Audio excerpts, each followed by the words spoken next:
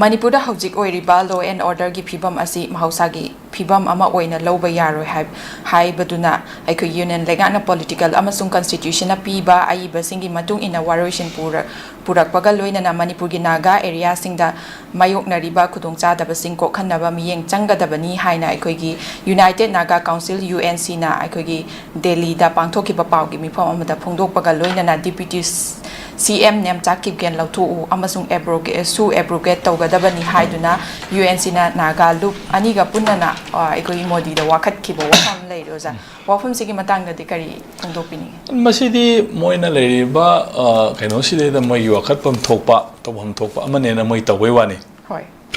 kayam justice phangi phangde du de khoi yengba tabani ko hoi adu mamang da ina su thamjaki ba hariba pot aside leiriba sigi paradigm asigi manungda leiriba pot asigi civil society khangde ama khangde mayam sina karamba justice phangnige phanggadage na magi expectation du leirigi habu hangsi so idi hangninge boko aduna aigi oina di hai wafamdu leitabani na complaints ai kaigumba ahoi aiga nanga khana bata sinaba ama tawna hanaba sona bagi lanai oina tawna bagi potna tongamni ko sidai da karigumba leiba ke do political leriba po sidai da koina ain ge politics service ke ain habis ke mai leinaraga su yam soba magi demarcative line ma leiriba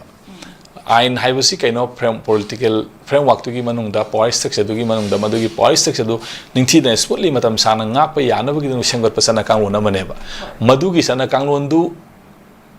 power structure do gi manungda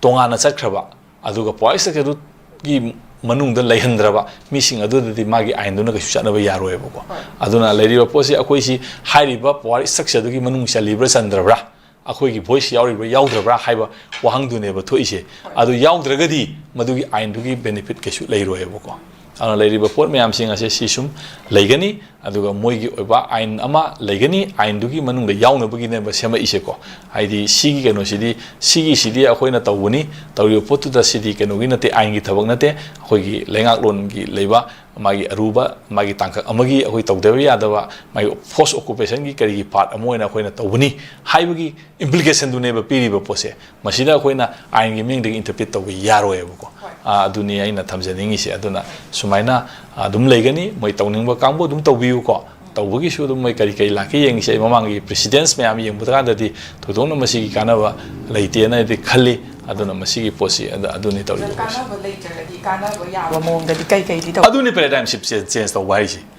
paradigm shift change to why nga sadi ge ngangi si another vision ama another political power ama another political power structure ama adudai the work to busi kanana leiri ge have wang sineba later gadi adum akoi sidai da dum haiba pose dum khara peli khara penden lauraga dum khanga leiba tabani almost ultimately akoi resist to du ngamaktra kanda hai putu da akoi dum ya adugi tana bane buko adugi yara kan system du da akoi si yajare noi tawringi tawro na hare kai gera toigera hatkera adudai da semak po ain du da akoi dum yare na akoi resist to ngami bo du da akoi na change to ngamaga ngamgre ngamdra kana haiba du adugi lanne ba to political war ne ba to politics ki war ne ba to ni ba pose ain gi wari na te ba sigi pose aduna ne da ina sari ain ga politics ka ani sigi by political cooperation ga ain ke no ga ani si khena be ke no sine ba ina sagi law and order ga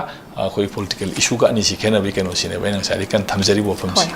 thaga chero ja duga makhata na muk lakcha bada India ga yum thangna na leiriba Myanmar da opium cultivation gi chang se hana naga yengna rubada cha da yankhai hen galak lipa aduga Myanmar da chathariba drug trafficking gi thabak asi lebak asi gi awang no pokta leiriba state sing da su pakthok chawthorak pa thengnare haina Narcotic Control Bureau NCB na khwaidagi noba report amana su sumaina phongdorakli haibchaba taroja report chiga mari lenna aikoi Myanmar da chathariba drug trafficking asina India gi awang nong poki state sing da su paktak nana sandorakli haiba wafam duneza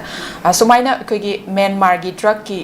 chaitheng sina Manipur da su adumak nangli haijaningi ba oja asina maram oraga aikoi center na amadi Manipur gi oraga su ko system sina kari di asigumba chaitheng si dagi ngathok nana bagi damakta kari khongthang lokhatuna kai tawfam thokpagi haiba wafam duneza kai tawhani masi ain gi miyeng dagi haiba tare ko moi na thena ri ba semi ba system ji manu dagi moi gi ai ba ain da smai thena ni smai tawni khona ne strategy mayam le rangani but the problem is akhoi gi power structure da drug ki leriba agent mayam singa se yaushangibagineba issue di power structure da leriba ain semiba ain chalairiba ain toriba mayam punamakto semi punamaktu de da hairiba drug ki koi king pin haitare ko adegi masida senariba kaidoriba mayam sing mathogi majigi business person mayam sing ase makhoi si power structure sing pre yaushan greba haiba pot mayam sing ase aduna power do aina khutta paire lera kanda mayangi mamangda society gi mamangda adegi di leriba international community gi mamangda karida adu phai phati adu tawde tongan ba haiba duna amaneba haiba haiba si ka tawba haiba si ka ani si khenari ko a tawning ba kha yarong ani adu power structure yaushan grabani na madugi po myang tawung am da bagi wane ko akoina ultimately masi control tawung amak patargadi akoi power structure da haiba mayam sing asi element mayam sing asi gi kano yorok train akoina ugadoi ne ko si akoina sum spread tawraba sum henzal aba haina tawna report mayam lena adu yore 80% 90% lawre ha kan samna ha kan da lady ba posi di like am da yu ngaw ba yu thap nga ta le ga yu thak ta ba mele am khalu na tri president khalu haibu gu mane ko power structure du yaw greba yaw gro ponina ai karino ba koino ji haidori ba pose adun lady ba pose career ne ba issue se career ba issue am le khoi epidemic khoi laina ama la kum matam da laina si akoina karino haiba kanda mongonda posi de da infection haiba nga career haiba nga ani le ba infection haibisina kaino haiba kanda laina adugi mahik tuna sanga kanda ingonda symptomatic ula kansite da adu tawraga leriba pot aduna maram kanda sanga iba infection do lokthokra kandu tha ingonda anabdu phanba career isina kaino haiba kanda ingonda symptoms si uttarba mahik tu deina sum puraga sat leraba adugi type tu ne usi leriba manipur da leriba magi drug ki issue se ko magi drug la loli kholi haiba ki symptom di uttaba